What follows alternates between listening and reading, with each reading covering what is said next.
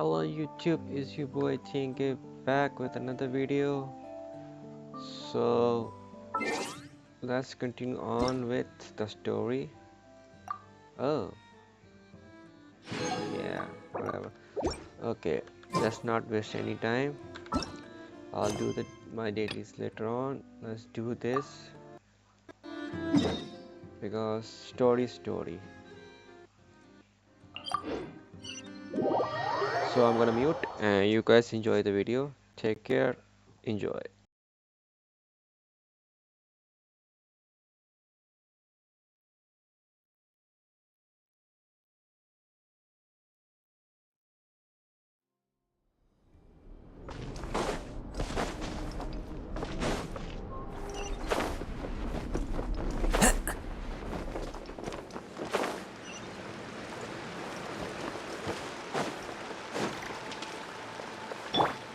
Try and stop me!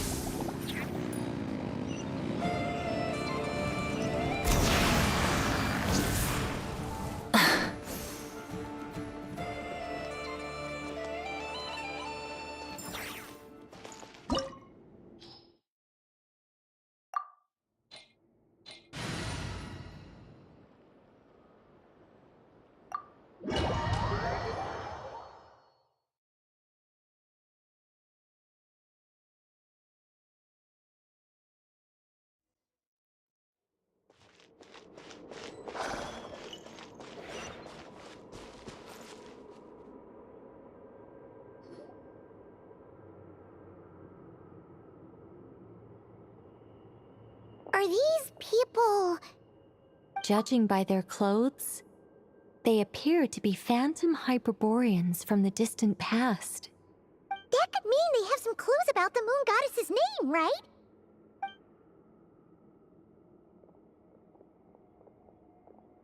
Hey there! Could you tell us what the moon goddess's name is? Sorry. That's probably a weird question, huh? How do we explain this? The moons are long gone, and their goddesses are dead. Their names no longer mean anything. When a new moon goddess is born, we will surely know her name. We have used every last resource at our disposal. All that remains is to wait, patiently and quietly.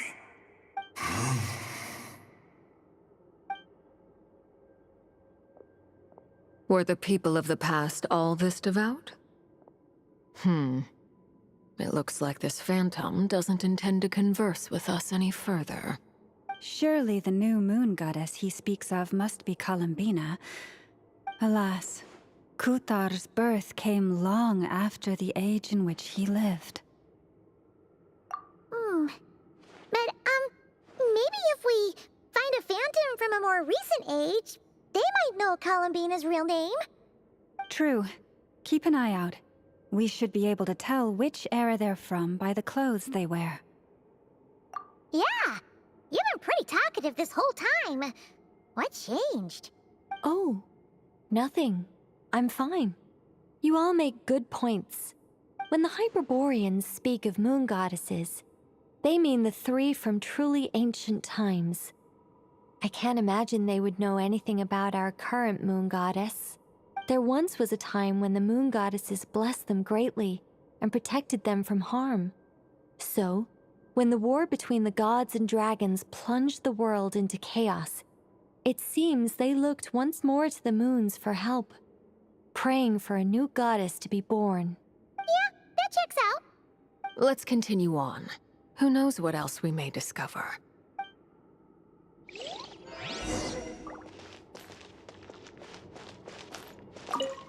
When the moons rise again, we shall receive their protection once more. Even in the darkest hour, there is always a way out.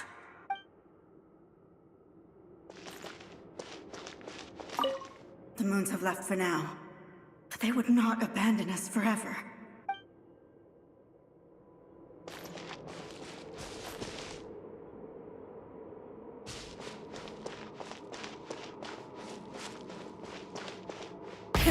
Rev the engines!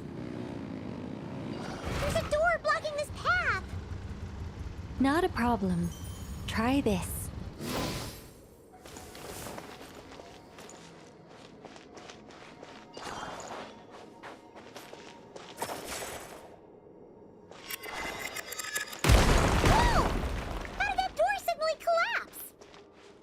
This device was maintaining the door's integrity. Remove the core, and the device stops working.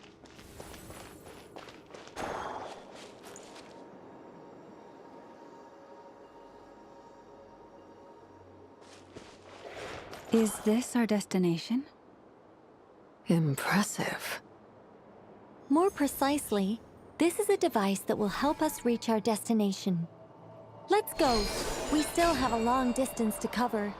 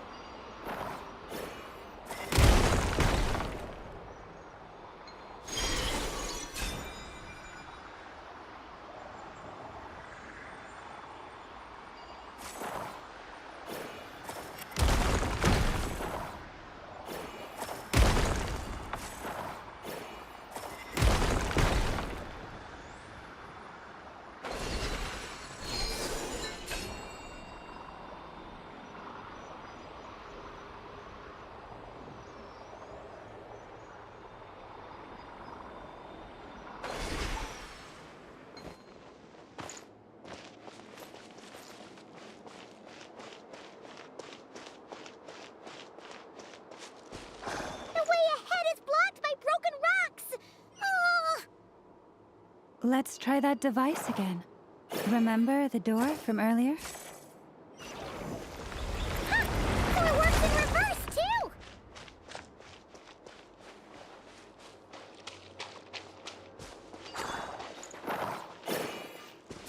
The humans we see are all phantoms, but the monsters are real.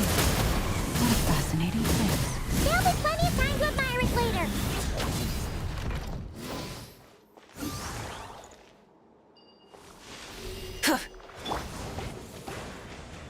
Into the wind.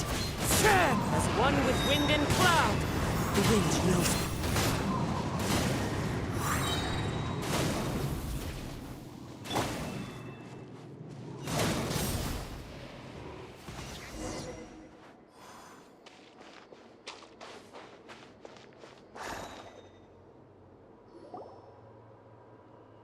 Ooh, there's a whole bunch of artwork in here.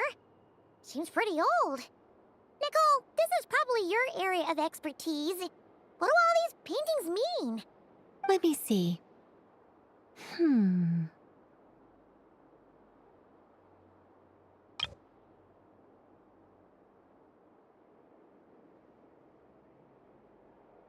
To understand these murals requires some knowledge of the history surrounding the War of Funerary Flame. I shared a little of this with Lauma before. Yes, I think I follow. The dispute between the Moon Sisters, the transformation by Nibelung. Oh no, it's no trouble. I'd be delighted to share the tale again.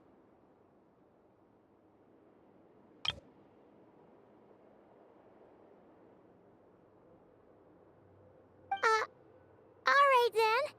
Tevat's 3 moons and their goddesses were brought into being by the will of Nibelung, the then ruler of Tevat. But when the heavenly principles came, they changed the world completely, down to its very foundations. The moon goddesses were nowhere near strong enough to challenge this entity. But the heavenly principles did not view them as heretical entities that had to be removed. Essentially, the 3 moons existed to keep this planet alive and operational, which did not directly conflict with the heavenly principles' aims. Nevertheless, the inherent precariousness of this arrangement would soon be revealed. Nibelung returned. Yes. He did, and thus began the War of Funerary Flame, a battle for dominance between Nibelung and the heavenly principles.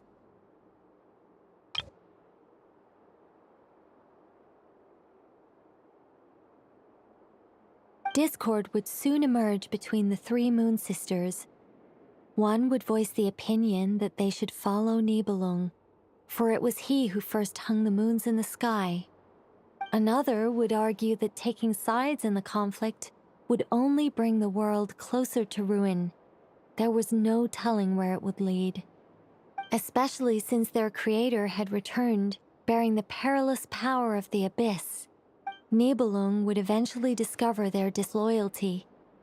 He had all three imprisoned before transforming the moons into weapons with which to fight against the heavenly principles. What? Weapons? Yes. The very moons that had once defended the planet became instruments of death and destruction, striking terror into the hearts of all living things. And although the heavenly principles and the three Moon Sisters had once been at peace, it now seemed that the moons posed an unacceptable threat to Teyvat. It is possible that the heavenly principles did not know of the goddess's imprisonment.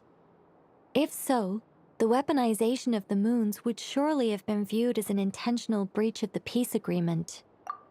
Regardless of who knew what, when, the heavenly principles shattered two moons and flung the other beyond the skies.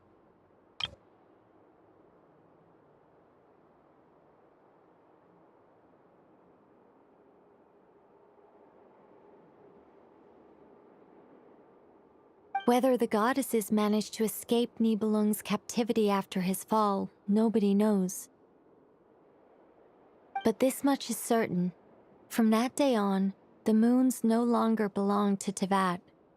The rejection slowly drained their power until eventually they passed away. So that's the full story. You say the moons ceased belonging to Teyvat from then on. Why then would Columbina be born here? That is perhaps due to the lingering connection between the Frost Moon, which was not shattered, and this world. You could see it as the three sisters' dying wish. They never desired war. All they ever wished for was to protect this land. I see. If the final fate of the three goddesses is as you say, then Columbina faces the same grave danger. Our investigation has yet to bear fruit. We must hurry. Yeah, you're right. Let's keep going.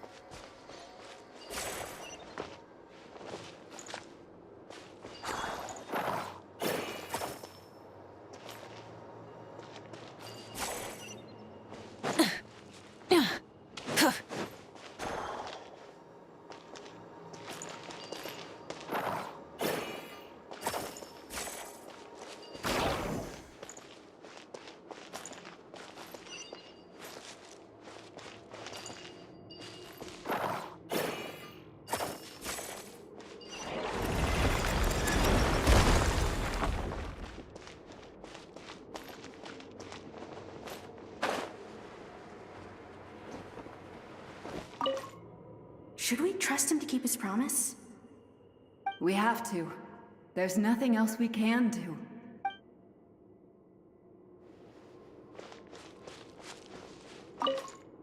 Why? Why do the creators of this world no longer show mercy upon their people? Remember his words. We must change our fate with our own hands. Wait, that's odd. Who is he?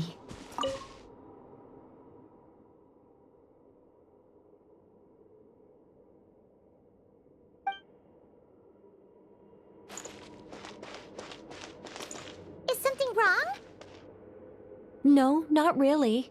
It's just that over 30 possibilities emerged in my head, so I can't be sure who he is.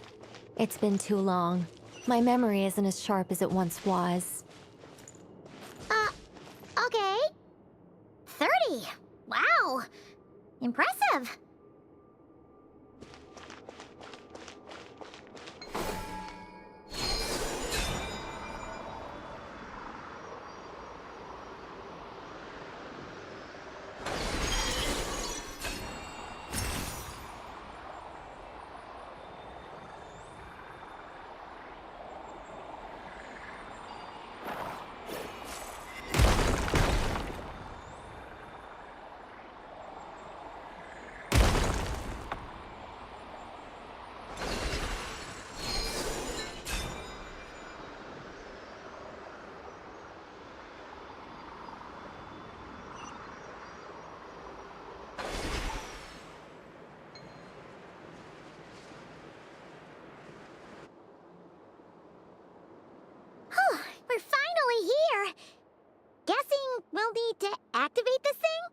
Indeed.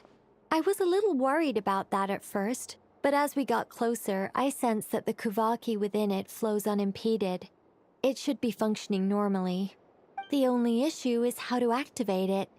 It's looking a little worse for wear. What about the cores from some of the other devices we've seen? Can we repair it using those? In all likelihood, yes. I imagine that would have been the Hyperborean's backup plan. Let's look for some cores.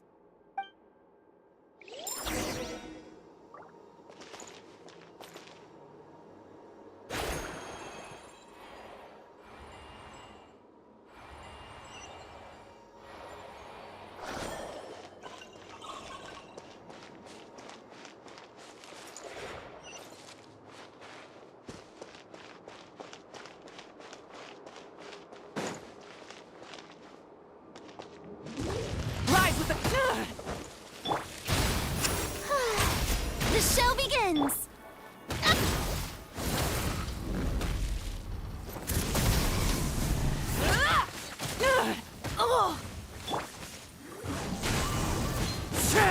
Clouds high. Birds call. Into the wind. Light it up!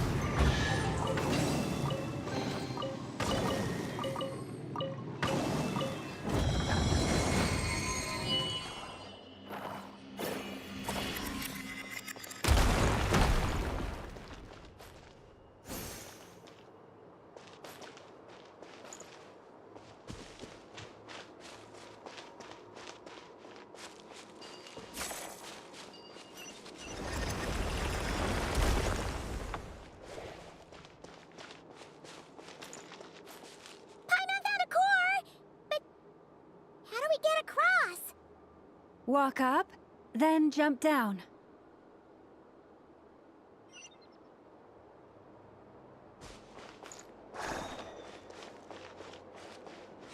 Full throttle!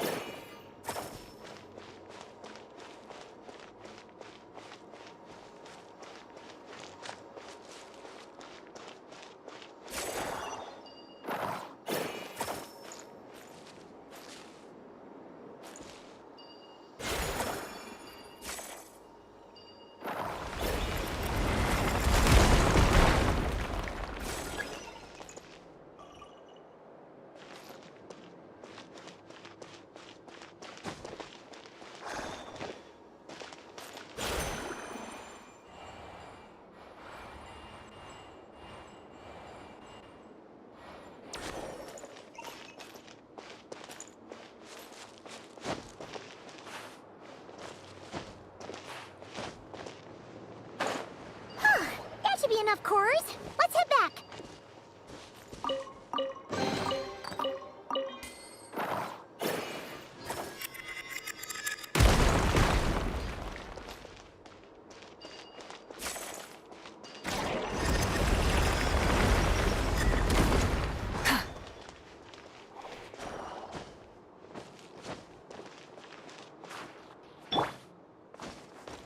One with nature.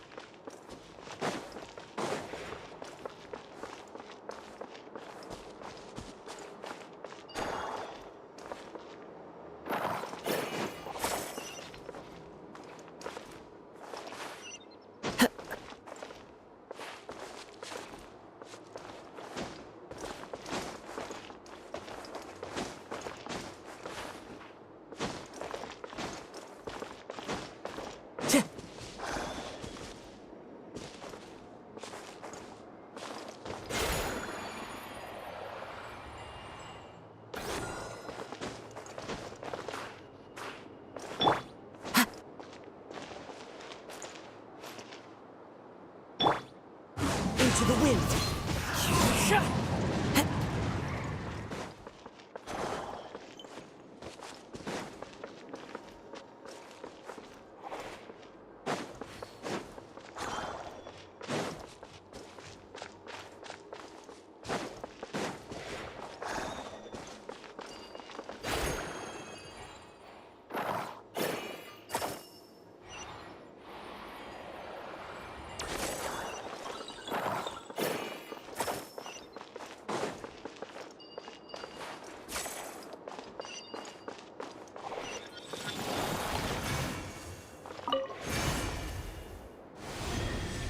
The device is up and running.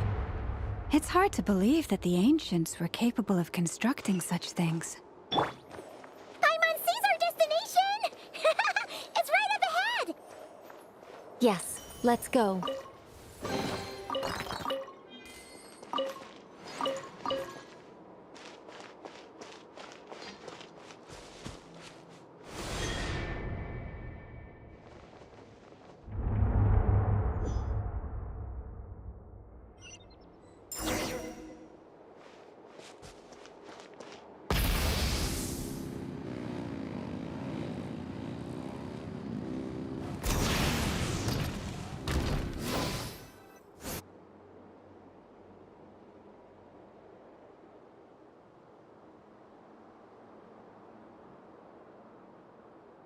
This is where the people of Hyperborea communicated with the moons.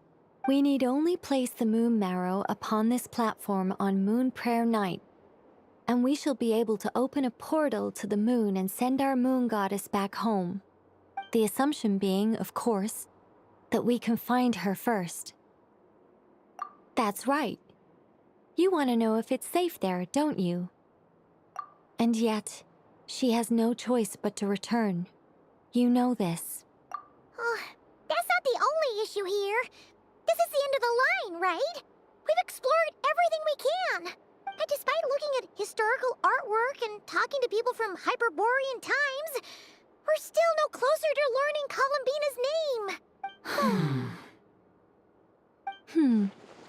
If it's not too much trouble, could you tell me exactly what Alice said to you about finding her name? Oh, sure. What she said was... Then your first job is to find it. As a moon goddess, I'm sure she must have a name she identifies with. Neither Columbina nor Kutar is her true name, and she's never really accepted either of them. Is it not also possible that she has never had a true name? Not at any point in history? That would be a hard pill to swallow. But at this point, we may have to accept that that is the truth. No one knows how she came into being, and she certainly doesn't have parents in any sense that we're aware of. Perhaps she was never granted a name at all. But does that mean there's no way to get Columbina back?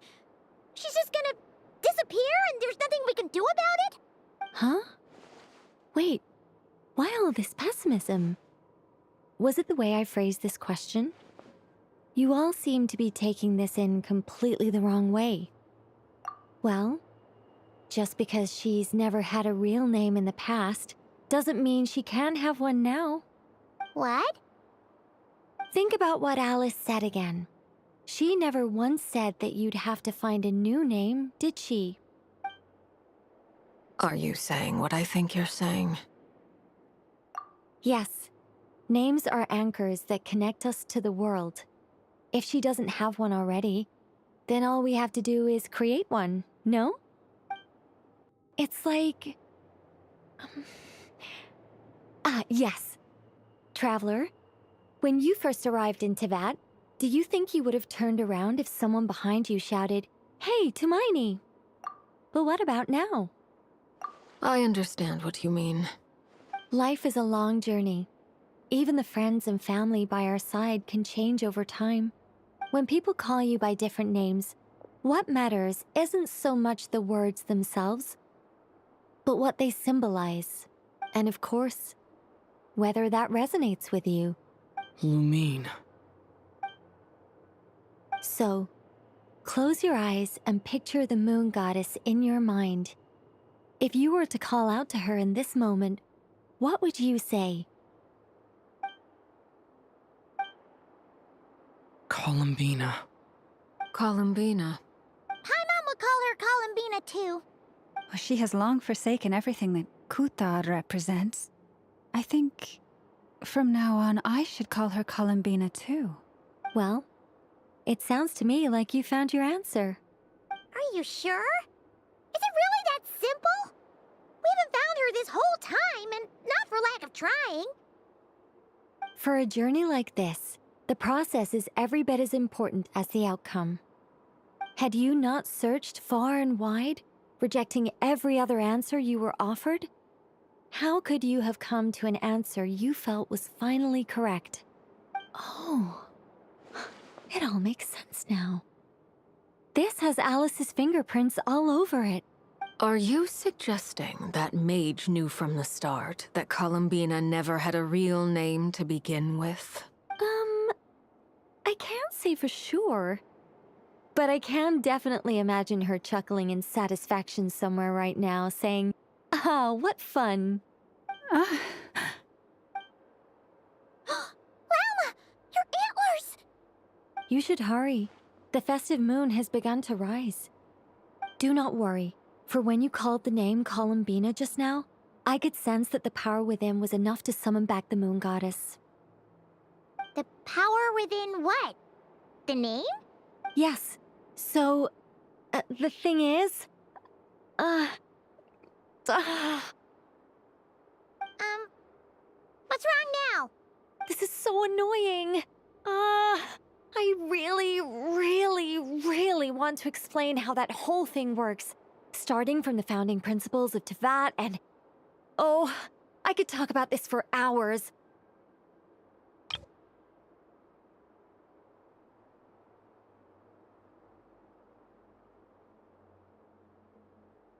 But... deep breaths, Nicole. Deep breaths. You're an angel. A sober, sensible, solemn angel who has her priorities straight. Okay then. Sorry for asking. Clearly a bad call on Paimon's part. Anyway, you all need to hurry. Last thing, remember how it felt when you called out that name. Then it is agreed. By the name Columbina, we shall find her. Then we'll throw her the best Moon Paranite party ever! And at last, we will send her home.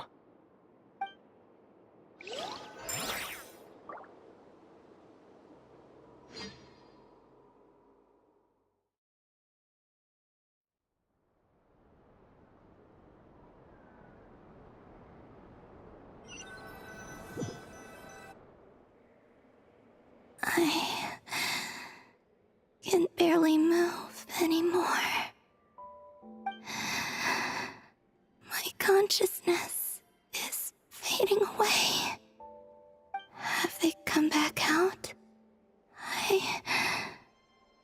I'd love to see them one more time.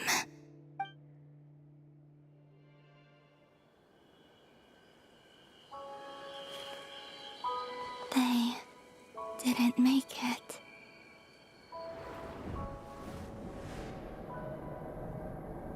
Could you tell me your name?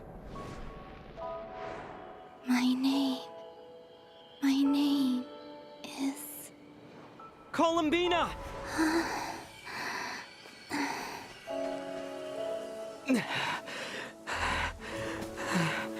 Columbina! Are you here? Columbina! That's the name you gave when we first met. And it's what I've called you ever since. Columbina. It's a fine name.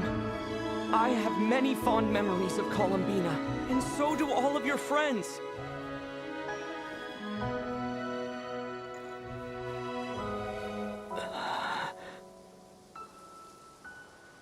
If you like this name...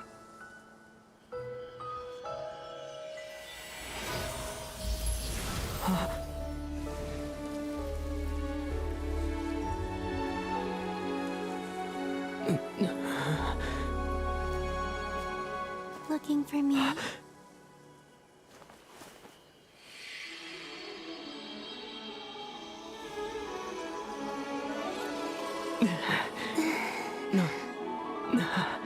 like it. You can carry on using it. My name is Columbina Hyposelenia.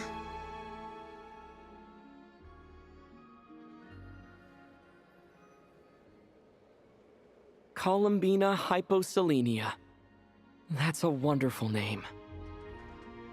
I never thought that Columbina would become my real name.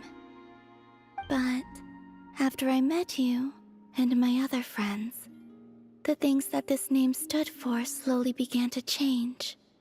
It went from being a Fatui code name to something my friends call me.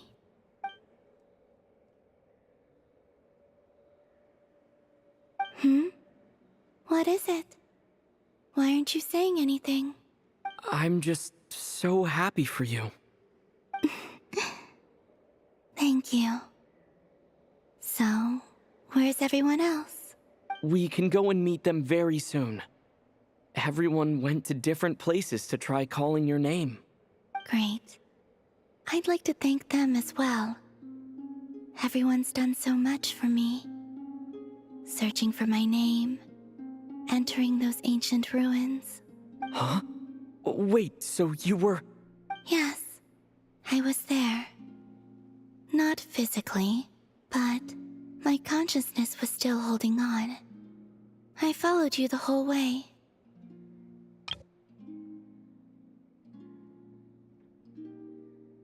Starting from when? You turned around and called out my name while you were in Nasha Town. Do you remember?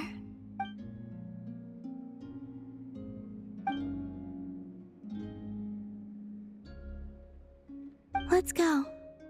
We don't want to keep them waiting. Sure. In that case, come with me. But... Hmm? Before that...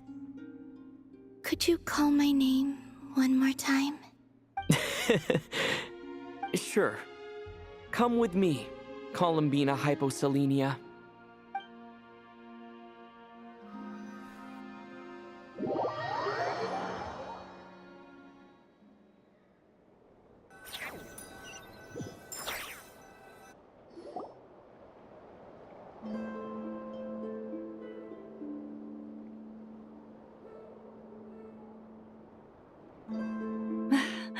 Columbina! Oh, this truly is wonderful.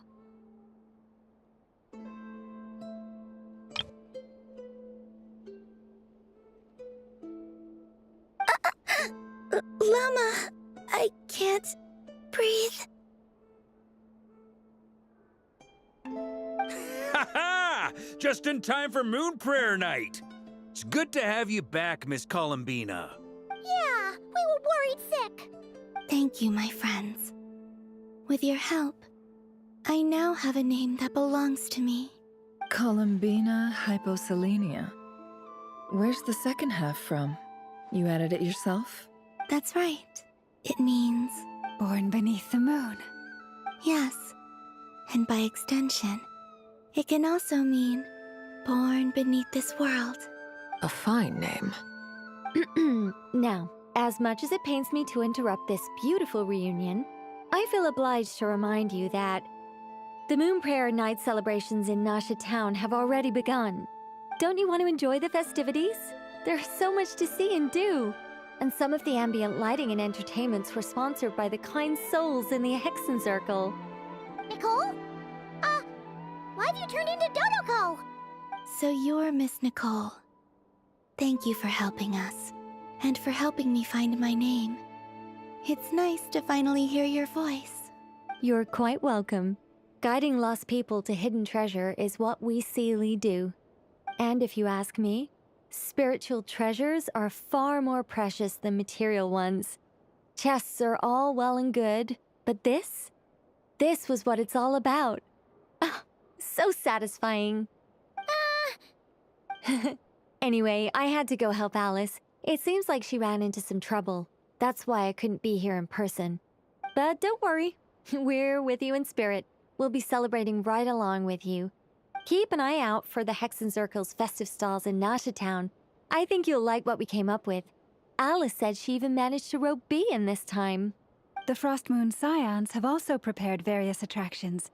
I believe Aino and Effa and their crew are setting things up as we speak. On that note, Nefer, about that request I made. It's all in hand. Yehoda is on site to ensure that everything goes off without a hitch. Wonderful. In that case, Traveler? Huh? Come on, Columbina. It's time to celebrate the best moon prayer night ever.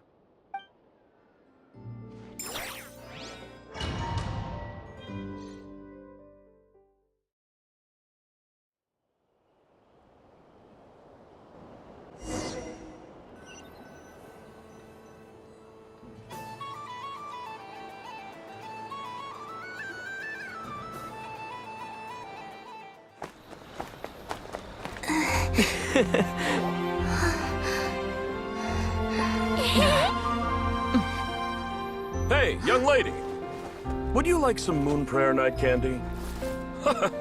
Happy Moon Prayer Night. Oh, yeah. I almost forgot to say. Welcome home, Moon Goddess.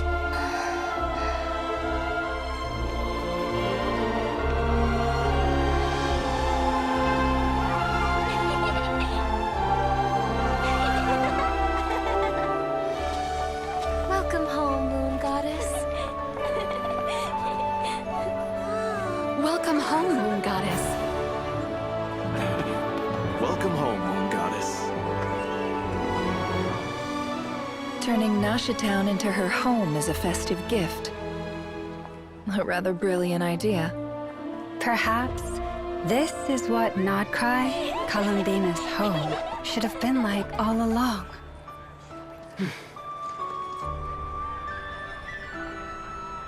Thank you for the gift. I like it a lot.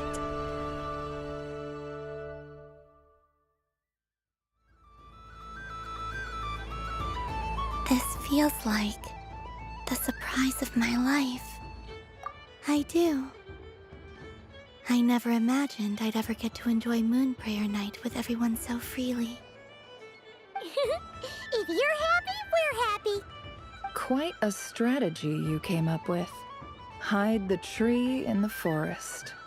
It's not your usual style, Lauma. Is there something about Moon Prayer Night that enhances what's in your head as well as the antlers on top?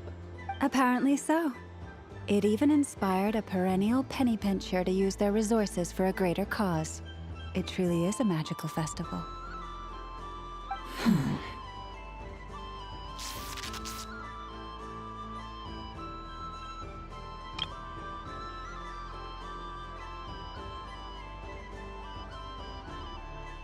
I see it now.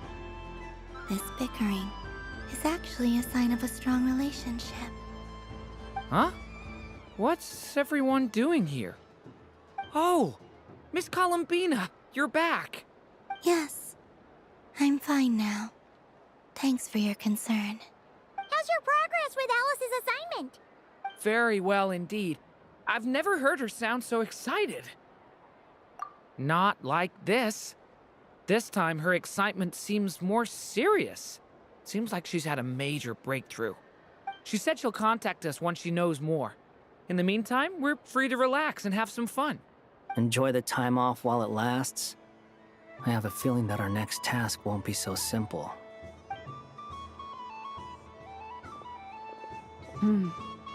I should go. I still have a few things to attend to at the Frostmoon Scion stall. And I think I'll take a look around. With any luck, this once-in-a-year festival will come with once-in-a-year opportunities. Hold up a second. Where's Varka? I believe he made a beeline for the flagship the moment he entered Nasha Town. Ah, that's Mondstadters for you. They know what they want when festivals roll around. Goodbye for now, Columbina. I hope you have a wonderful night. I will.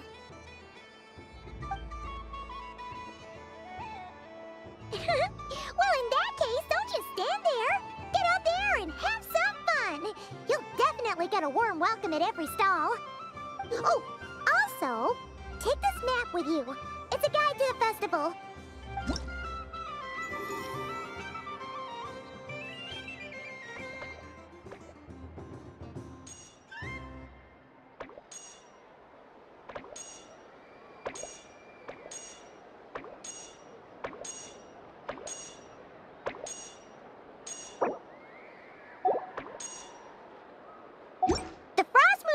Stall is over here. Lauma's invited a whole bunch of cute animals to celebrate too. Over there is the Hexen section. Alice seemed more excited than anyone about this festival, so she insisted on making it a grand affair. Oh, and then there's the Nashatown local specialties, including... Actually, forget that. Better if you go check them out for yourself. Thank you. It looks like a lot of fun. You're not coming with me? We'll be around. But don't you want to browse by yourself for a bit first? Yep. If you find something you like and want to try it out together, just give us a shout. We'll be right with you. Otherwise, just relax and enjoy yourself. There's so much on offer, so try to experience as much as you can. And don't forget to stuff yourself with all the delicious festival food. All right then. Off I go. Where should I go first? I'm gonna end the video here and continue the next part. Take care. Bye.